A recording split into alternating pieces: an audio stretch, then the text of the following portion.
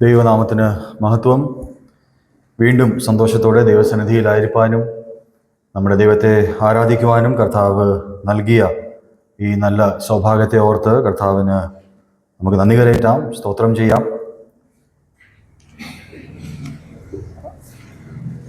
നമ്മുടെ ക്രിസ്തീയ ജീവിതത്തിൽ നാം ഏറ്റവും കൂടുതൽ ആഗ്രഹിക്കുന്ന ഒരു കാര്യം എന്ത് എന്ന് ചോദിച്ചാൽ നമ്മുടെയൊക്കെ ഉത്തരം എന്തായിരിക്കും? What could be that one thing which we desire of our lives in this world? ഈ ലോകത്തിൽ നാം ജീവിക്കുമ്പോൾ ഏറ്റവും കൂടുതൽ ആഗ്രഹിക്കുന്ന ഒറ്റ വാക്കിൽ പറയാൻ പറ്റുന്ന കാര്യം എന്തായിരിക്കും? അനേക കാര്യങ്ങളുണ്ട്. ഇത് ക്രിസ്ത്യാനികൾ മാത്രമല്ല, അക്രൈസ്തവരും ദൈവത്തെ അറിയാത്തവരും നിരീശ്വരവാദികളും അഥീസ്റ്റ് ആയിട്ടുള്ള ആൾക്കാരൊക്കെയും ആഗ്രഹിക്കുന്ന ഒരു വിഷയമാണ്. അതെന്തായിരിക്കും? നിങ്ങൾക്ക് ആർക്കെങ്കിലും പറയാം. എന്താണ് ആഗ്രഹിക്കുന്നത്? സന്തോഷം. വേറെ എന്തെങ്കിലും? ദൈവാനുഗ്രഹം. ഒറ്റ വാക്കിൽ ദൈവാനുഗ്രഹം. ദൈവത്തിൽ വിശ്വാസം ഇല്ലാത്തവർ പോലും ഇത് ആഗ്രഹിക്കുന്ന വിഷയമാണ്. ഒരു വാക്കാണ് അത്. എന്തായിരിക്കും? ഏതാണ്? നല്ല അവസാനം. ജീവിക്കാൻ താല്പര്യമുള്ളവർ എങ്ങനെ ജീവിക്കാനാണ് ആഗ്രഹിക്കുന്നത്? യാതൊരു സമാധാനവും ഇല്ല. അയ്യോ, ഈ ഒരു വിഷയം കാരണം എൻ്റെ ജീവിതത്തിൽ സമാധാനത്തിൻ്റെ കുറവുണ്ട്, ഇദ്ദേഹം കാരണം അല്ലെങ്കിൽ ഈ വിഷയം കാരണം എൻ്റെ ജോലിയിൽ, എൻ്റെ ഭവനത്തിൽ, എൻ്റെ വ്യക്തിപരമായ ജീവിതത്തിൽ സമാധാനമില്ലാത്ത അവസ്ഥ. അപ്പൊ അതിന്റെ അർത്ഥം എന്താ? സമാധാനം എല്ലാവരും കാംക്ഷിക്കുന്നു. Everyone desires piece. എല്ലാവർക്കും സമാധാനം ഉള്ളിൻ്റെ ഉള്ളിൽ പറഞ്ഞാലും ഇല്ലെങ്കിലും ആഗ്രഹമുണ്ട്. ഇന്ന് എനിക്ക് വളരെ സന്തോഷമുണ്ട് ഇവിടെ നിൽക്കാൻ. കാരണം ഒരു പ്രത്യേക സമാധാനം ഈ ഹാളിലുണ്ട്, ഒരു അനുഭൂതിയുണ്ട്. അധികം ജനങ്ങൾ ഇല്ലാത്തതുകൊണ്ടായിരിക്കാം, നാം എല്ലാവരും ഒരു ശാന്തത ഉണ്ടായതുകൊണ്ടായിരിക്കാം. കാംനെസ്, അധികം നോയ്സ് ഇല്ലാത്ത, അധികം ശബ്ദങ്ങളൊന്നും ഇല്ലാത്ത അവസ്ഥ ഒക്കെ നമുക്ക് മനസ്സിന് എന്ത് തരും? ഒരു ശാന്തതയും സമാധാനവും നൽകും. Just the absence of noise. കുറച്ചു നേരം നാം ഒറ്റയ്ക്ക് ഇരിക്കുന്നത് തന്നെ ഒരു സമാധാനം ഉളവാക്കുന്ന വസ്തുതയാണ്. ദൈവസന്നിധിയിൽ നാം പ്രാർത്ഥിക്കാൻ ഒറ്റയ്ക്ക് കണ്ണടച്ച് ഒരു ശബ്ദം പോലും ഉച്ചരിക്കാതെ ഇരിക്കുമ്പോൾ സമാധാനം നമുക്ക് ലഭിക്കും. ഈ നാളുകളിൽ ഞാൻ വായിച്ചുകൊണ്ടിരിക്കുന്ന ഒരു ഭാഗമാണ്. അവിടെ ഈ വിഷയത്തെക്കുറിച്ച് ഒരു വാക്യം എൻ്റെ ശ്രദ്ധയിൽപ്പെട്ടു. അപ്പോൾ അതിനെക്കുറിച്ച് ചിന്തിക്കുവാൻ ഇടയായി തീർന്നു. അത് അല്പമായിട്ടുള്ള 1-2 കാര്യങ്ങൾ അതിലൂടെ നിങ്ങളുടെ മുമ്പിലേക്ക് വെക്കുവാൻ ആഗ്രഹിക്കുന്നു. നിങ്ങൾക്ക് അത് പ്രയോജനപ്പെടും, നമുക്ക് എല്ലാവർക്കും പ്രയോജനപ്പെടും എന്നുള്ളൊരു ആഗ്രഹത്തോടെയാണ് മുമ്പോട്ട് നീങ്ങുന്നത്. യെശയ്യാ പ്രവചനം അതിൻ്റെ 26-ാം അധ്യായം അതിൻ്റെ 12-ാം വാക്യം. ഐസായ ചാപ്റ്റർ 26 and verse 12. ഞാൻ ഇംഗ്ലീഷിൽ വായിക്കാം, ആരെങ്കിലും മലയാളത്തിൽ ഒന്ന് എടുത്ത് വായിച്ച് സഹായിക്കണമെന്ന് അഭ്യർത്ഥിക്കുന്നു. ഐസായ ചാപ്റ്റർ 26 and verse 12. നാം ഇങ്ങനെ വായിക്കുന്നു: Lord, thou wilt ordain peace for us, for thou also hast wrought all our works in us. 12-ാം വാക്യം.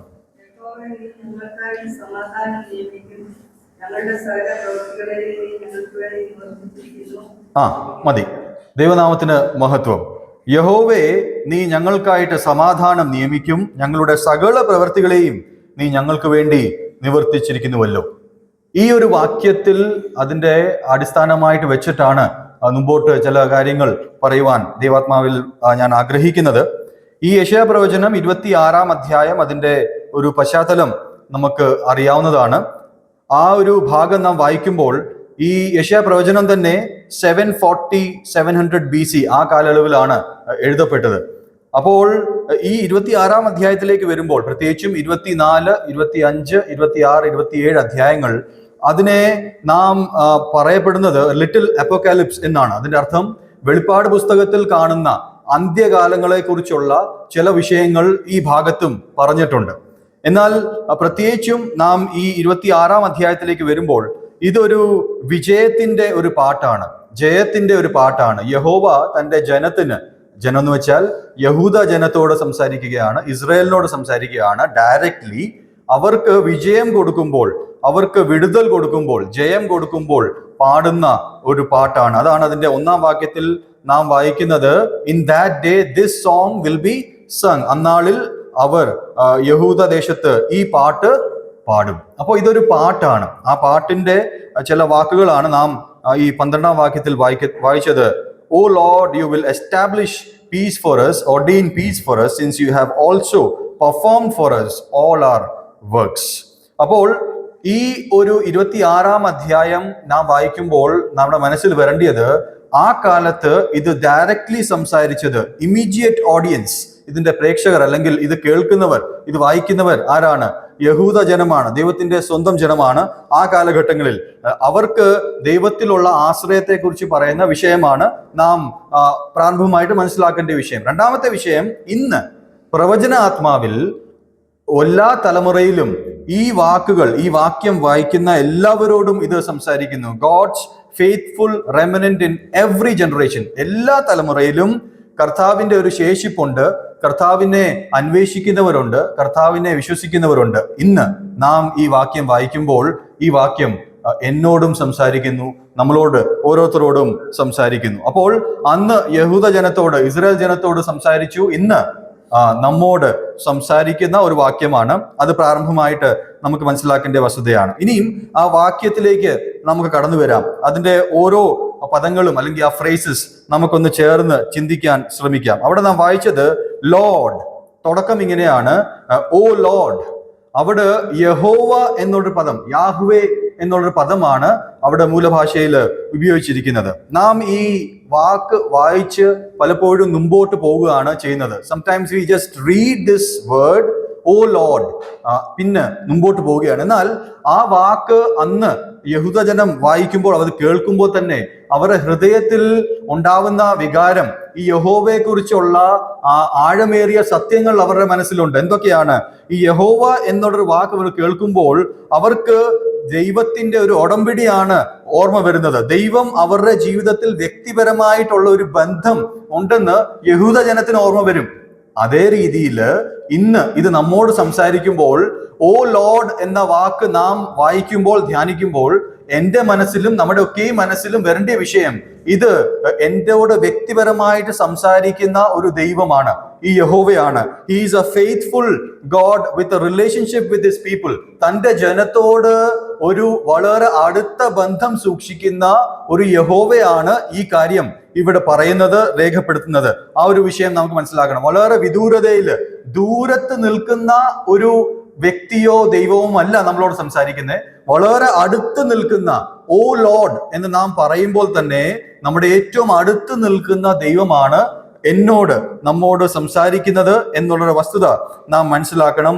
നമ്മോട് സ്നേഹത്തോടെ, നമ്മുടെ സ്നേഹബന്ധത്തിലായിരിക്കുന്ന ഒരു ദൈവമാണ് നമ്മോട് സംസാരിക്കുന്നത്. ആ വിഷയം നമുക്ക് മനസ്സിലാക്കാം. അത് മനസ്സിലാക്കാൻ വേണ്ടി നമുക്കൊരു വാക്യം വായിക്കാം. പുറപ്പാട് പുസ്തകം 34-ാം അധ്യായം, അതിന്റെ 6ഉം 7ഉം വാക്യങ്ങൾ. Exodus chapter 34 and verse 6 and 7 നമുക്ക് വായിക്കാം. ഈ ഒരു കാര്യം മനസ്സിലാക്കാൻ, ഈ യാഹ്വേ എന്ന യഹോവ ആരാണ്, ആ ബന്ധം എന്താണെന്ന് മനസ്സിലാക്കാൻ വേണ്ടി മാത്രം ഈ വാക്യം നമുക്ക് വായിക്കാം. 34-ാം അധ്യായം 6ഉം 7ഉം വാക്യങ്ങൾ.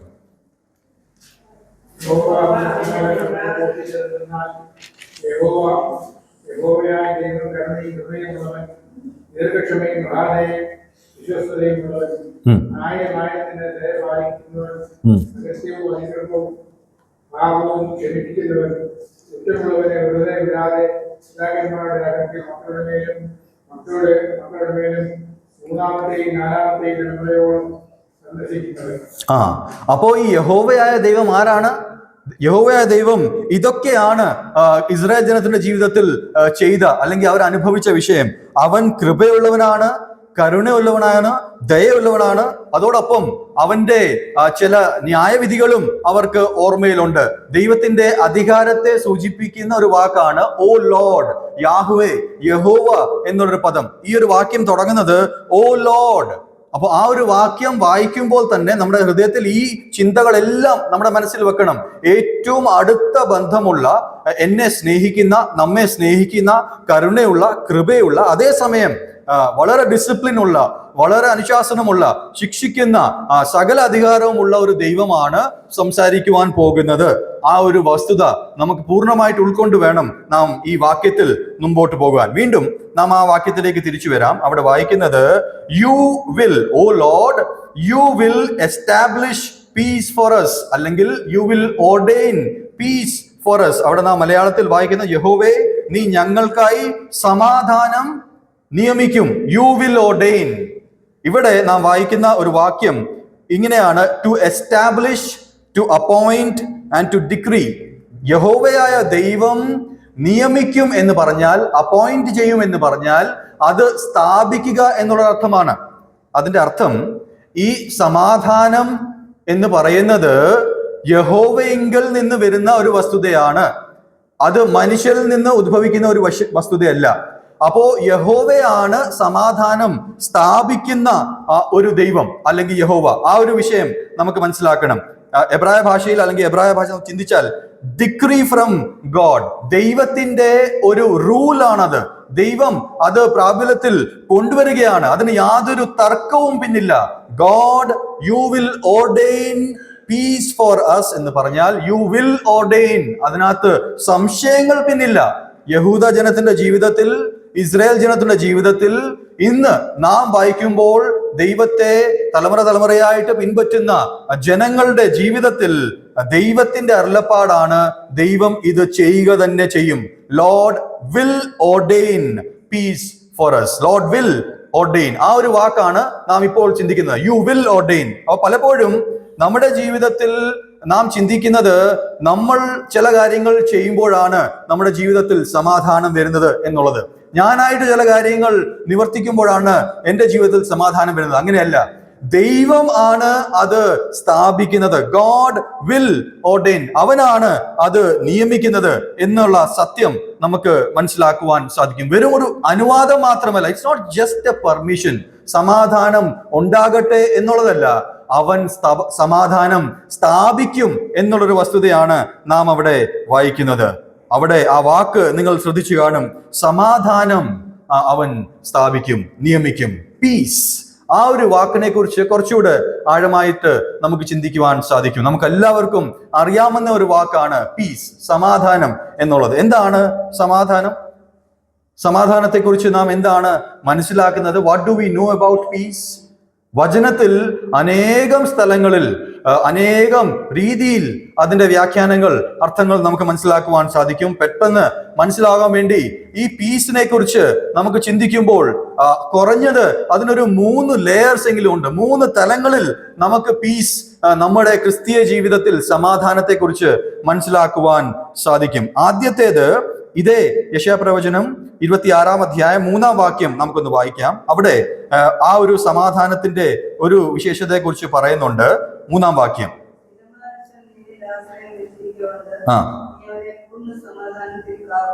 സ്ഥിരമാനസൻ, steadfast in mind, steadfast of mind, സ്ഥിരമാനസൻ. അപ്പൊ അതിന്റെ അർത്ഥം സമാധാനത്തിന്റെ ആദ്യത്തെ തലം എന്ന് പറയുന്നത് is peace within yourself.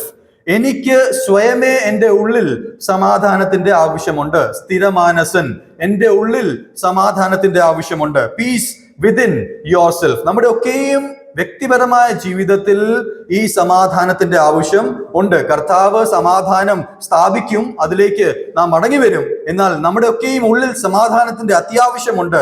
സ്ഥിരമാനസൻ ആ രീതിയിൽ, സ്റ്റെഡ്ഫാസ്റ്റ് ഓഫ് മൈൻഡ്, അദ്ദേഹത്തിന് ഒരു പെർഫെക്റ്റ് പീസ് ലഭിക്കും എന്ന് നാം വായിച്ചു. വീണ്ടും റോമാലേഖനം 12-ാം അധ്യായം 18-ാം വാക്യത്തിൽ മറ്റൊരു സമാധാനത്തിന്റെ മറ്റൊരു തലം നമുക്ക് കാണുവാൻ സാധിക്കും. അവിടെ നാം വായിക്കുന്നത് ഇംഗ്ലീഷിൽ ഇങ്ങനെയാണ്: if it is possible as far as it depends on you, live at peace with everyone.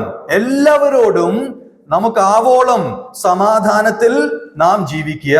Live at peace with everyone as much as possible, as far as possible. അപ്പോൾ രണ്ടാമത്തെ തലം ഇതാണ്, പീസ് വിത്ത് അതേഴ്സ്. അപ്പോൾ എനിക്ക് എൻ്റെ ഉള്ളിൽ എന്നോട് തന്നെ ഒരു സമാധാനം വേണം. രണ്ടാമത് പീസ് വിത്ത് അതേഴ്സ്, മറ്റുള്ളവരോട് എനിക്ക് സമാധാനത്തിൽ ജീവിക്കേണ്ടിയ അത്യാവശ്യമുണ്ട്. എൻ്റെ സഹജീവികളോട് ലോകത്തിൽ ജീവിക്കുമ്പോൾ ആ സമാധാനത്തിൽ ജീവിക്കേണ്ട അത്യാവശ്യം എനിക്ക് ഉണ്ട്.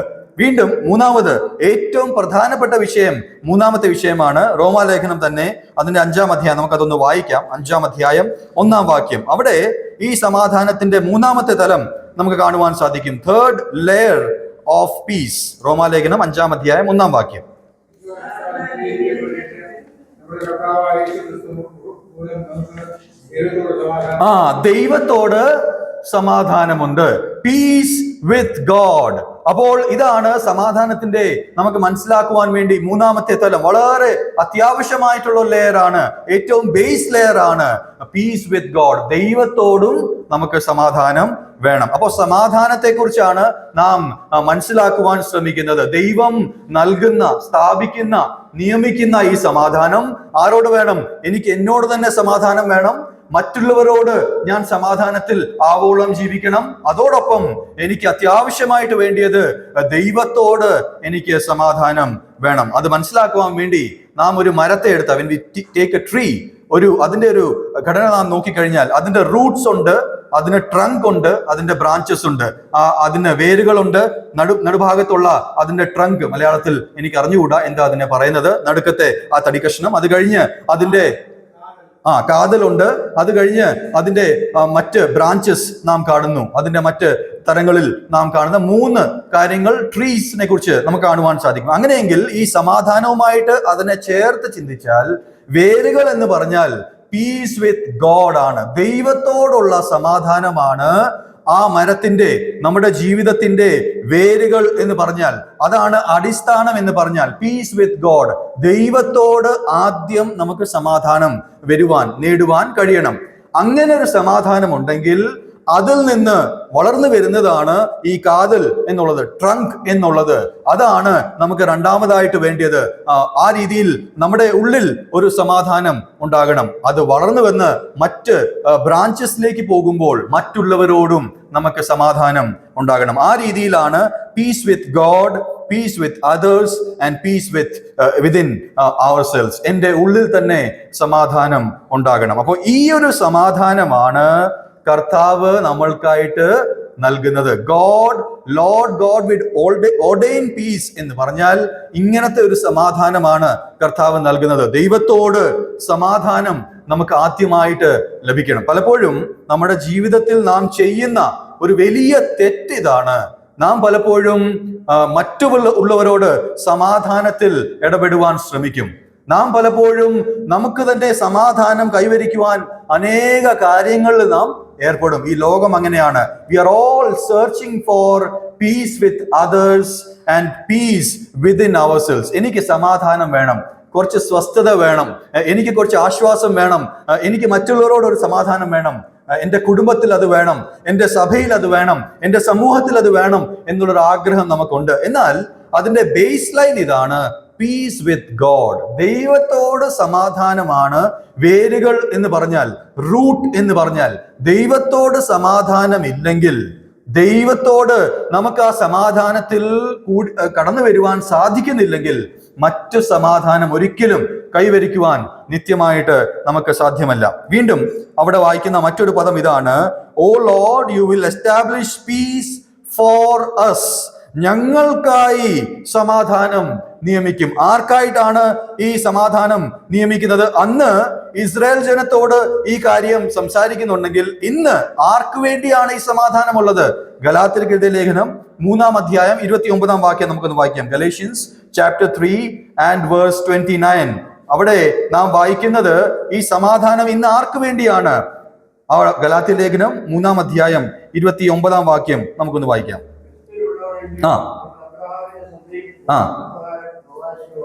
ക്രിസ്തുവിൽ നാം ആണെങ്കിൽ നാം ആരുടെ സന്തതികളാണ്? എബ്രഹാമിന്റെ സന്തതികളാണ്.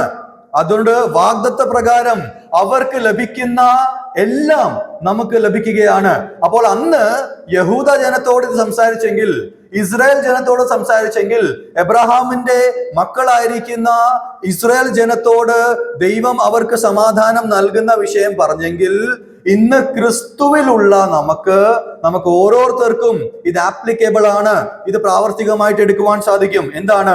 ഇഫ് ഈ ബി ഇൻ ക്രൈസ്റ്റ്, നാം ക്രിസ്തുവിലാണെങ്കിൽ നമുക്ക് ഈ സമാധാനം ആപ്ലിക്കബിൾ ആണ്. This is ordained for us. ഇത് നമുക്ക് വേണ്ടിയുള്ളതാണ്. അത് ചെറിയ കാര്യമാണോ? നാം എല്ലാവരും സമാധാനം ആഗ്രഹിക്കുന്നു. യഹോവേ ആയിരിക്കുന്ന ദൈവം പറയുകയാണ്, Lord will ordain peace for us. നമ്മുടെ ഭാവിയിൽ അത് സംഭവിക്കും, യാതൊരു സംശയമില്ല.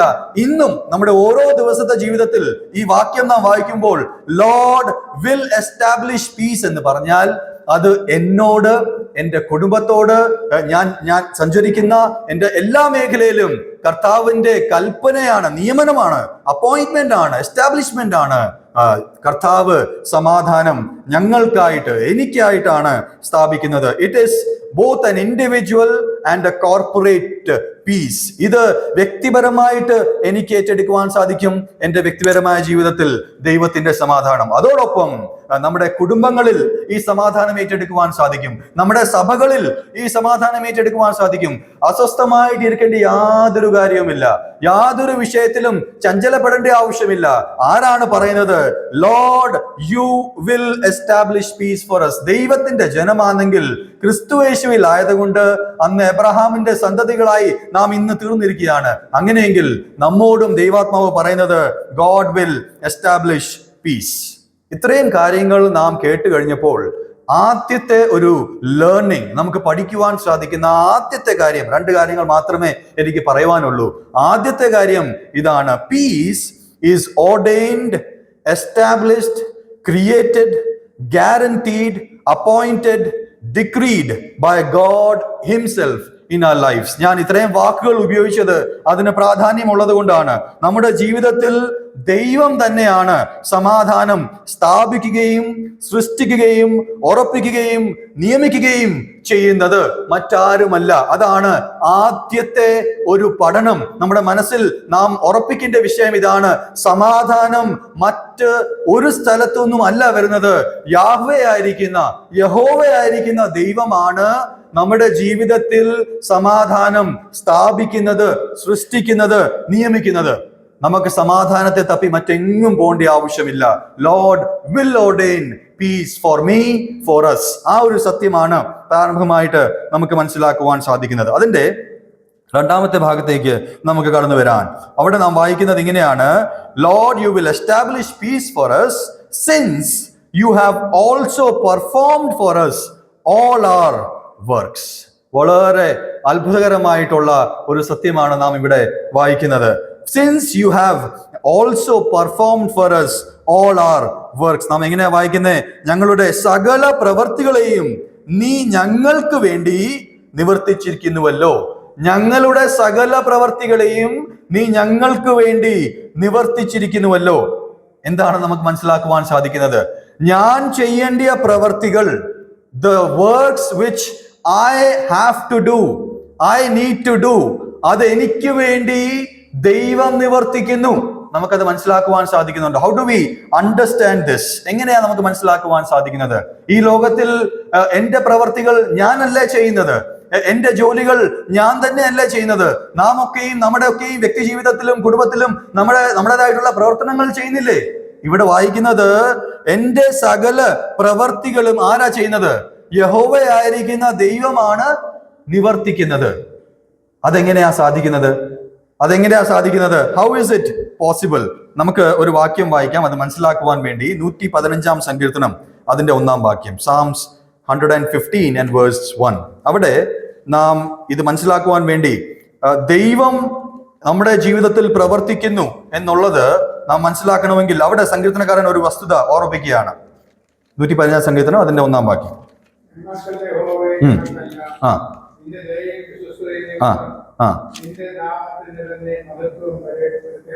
ഞങ്ങൾക്കല്ല യഹോവേ, ഞങ്ങൾക്കല്ല. അപ്പോൾ എൻ്റെ ജീവിതത്തിൽ ഞാൻ പ്രവർത്തിക്കുന്നു എന്ന് എനിക്ക് തോന്നുന്നുണ്ടെങ്കിൽ ഞാൻ എന്നെ തന്നെ ഓർമ്മിപ്പിക്കുകയാണ്, ഞങ്ങൾക്കല്ല യഹോവേ, എനിക്കല്ല യഹോവേ, എനിക്കല്ല.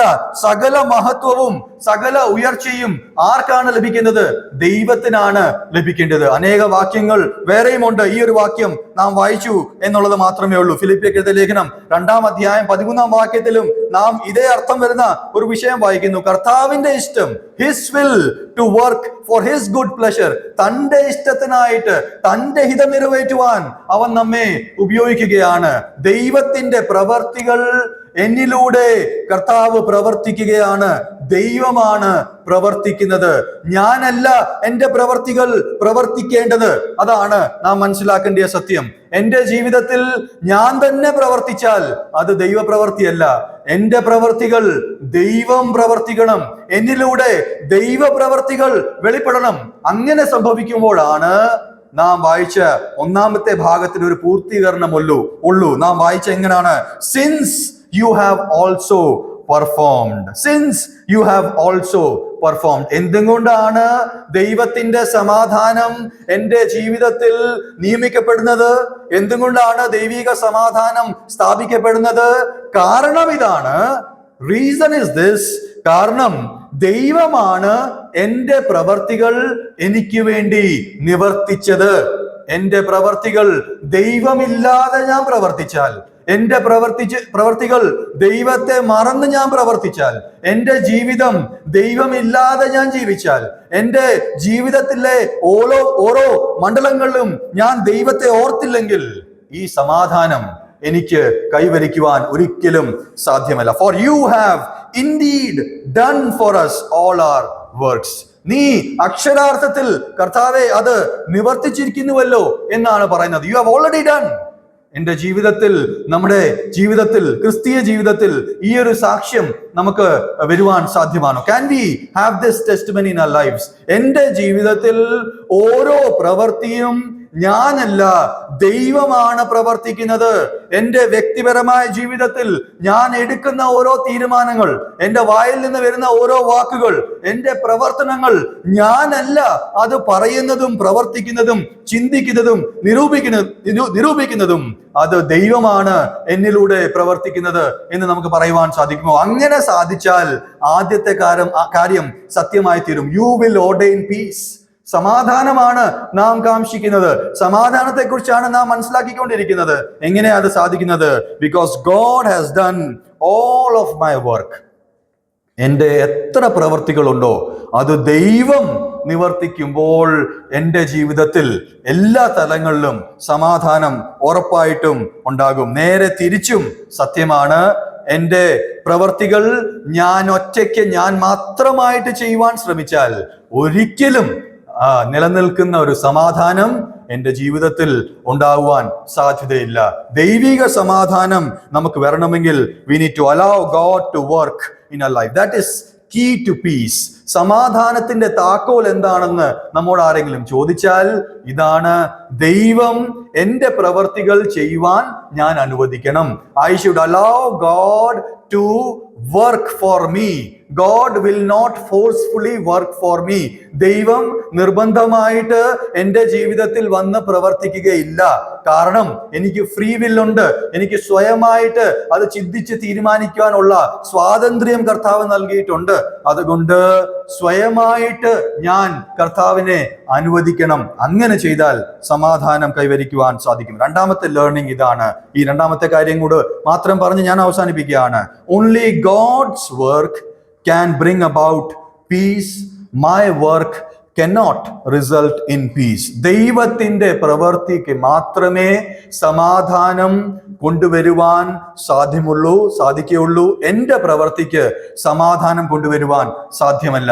നാം ഏത് തലങ്ങളിൽ പ്രവർത്തിക്കുന്നവരായിക്കോട്ടെ, എൻ്റെ വ്യക്തി ജീവിതത്തിലായിക്കോട്ടെ, ഞാൻ എൻ്റെ ജോലി സ്ഥലത്തായിക്കോട്ടെ, എൻ്റെ പഠന സ്ഥലത്തായിക്കോട്ടെ, നമ്മൾ സഭയായിട്ട് ആലോചിക്കുന്ന ഏത് വിഷയങ്ങളും ആയിക്കോട്ടെ, നമ്മളാൽ ഒരു സമാധാനവും കൈവരിക്കുവാൻ സാധ്യമല്ല.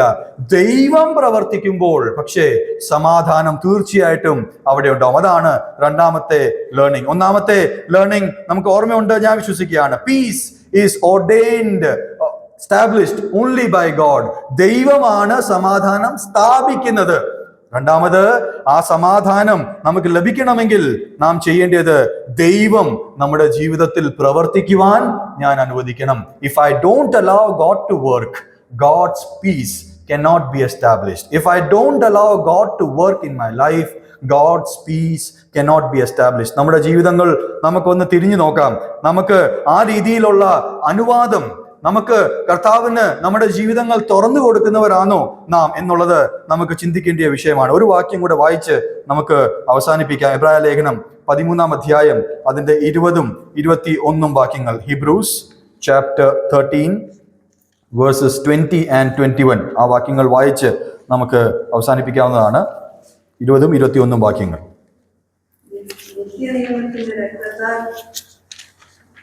എബ്രായ ലേഖനം 13 അധ്യായം 20 21 വാക്യങ്ങൾ.